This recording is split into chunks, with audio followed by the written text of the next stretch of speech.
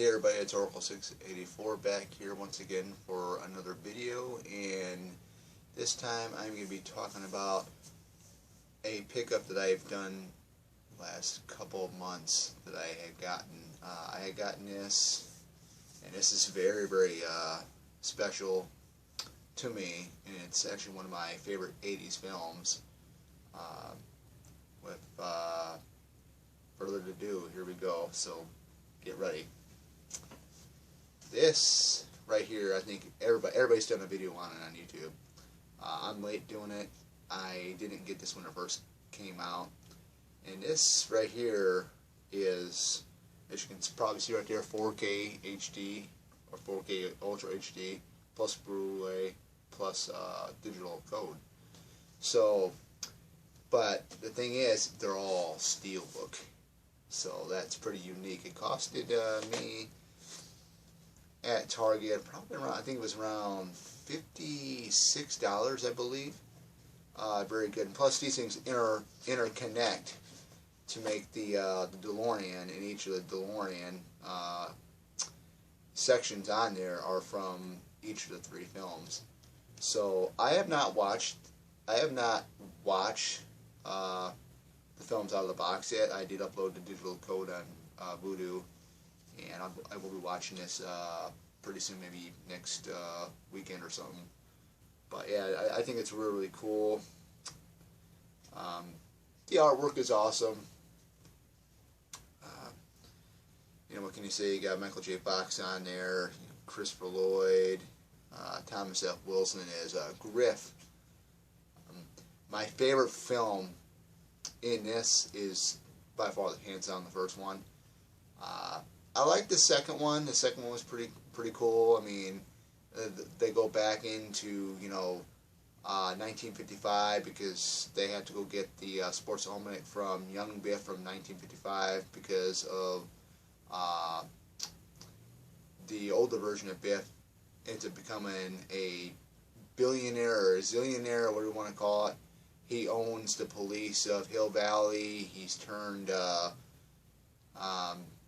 I think it's he turns. I think it's the clock tower or something. He turns into a big gigantic Biff hotel, and then you get to part three. Part three I didn't like in the beginning when I seen it because I wasn't much of like the Old West, but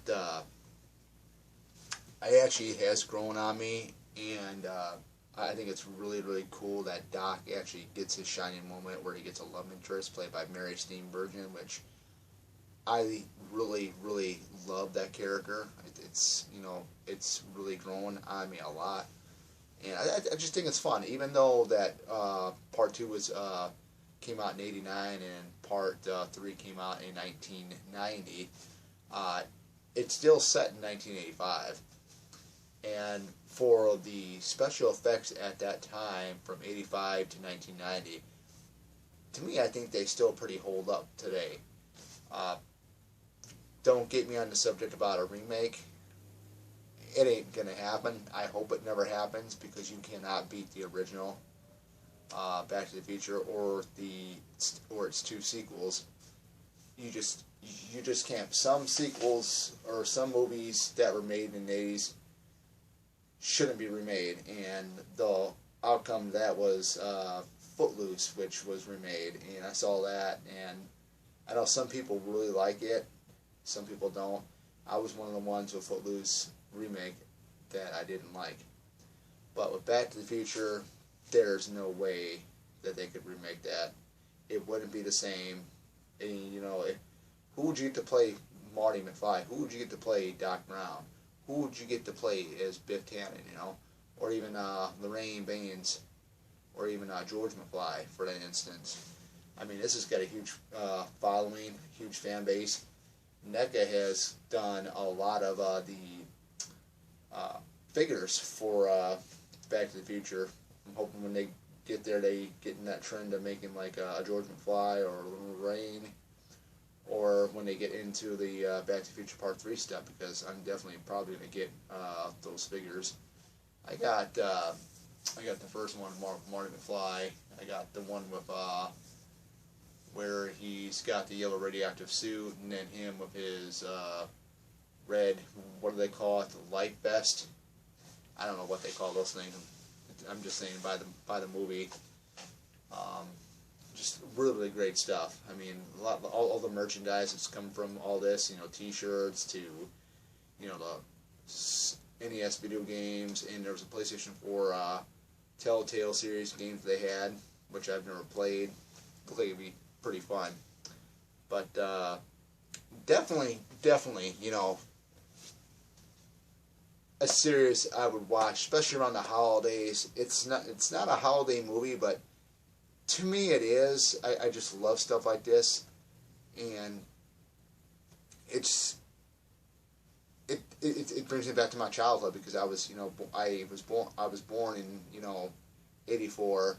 I grew up partially in the 80s, so I mean that was a huge blast, just to watch these films like on VHS when they came out, and especially you know the very first one, which really is awesome. But yeah, I mean, like I said, you know, when I went to go buy this, I was originally going to go ahead and buy the regular version of it, not the Steelbook. And I did see that they had a Blu-ray set of this, and I'm like, well, let's do something. I always said, hey, I want to get my first 4K film. I want to get the Back to the Future trilogy, and I got it. Huge plus was I got the Steelbook edition of it, which is pretty cool. So that is my video. Whenever I get a 4K TV and a 4K player, I'll definitely be able to watch the 4K. As of now, I got the Blu-ray. It really doesn't matter to me. At least I got the 4K. I can watch that whenever I get a 4K player and 4K TV. So yes, definitely a must in the movie collection. And I got it sitting on my shelf up here. Pulled it down just to show you guys. So that is it. Stick around for the next video, because we're going to talk about something really interesting, and that is the up-and-coming Karate Kid 4K collection of the first 3 films. So I'll talk about my thoughts about it in the next video here, so stay tuned.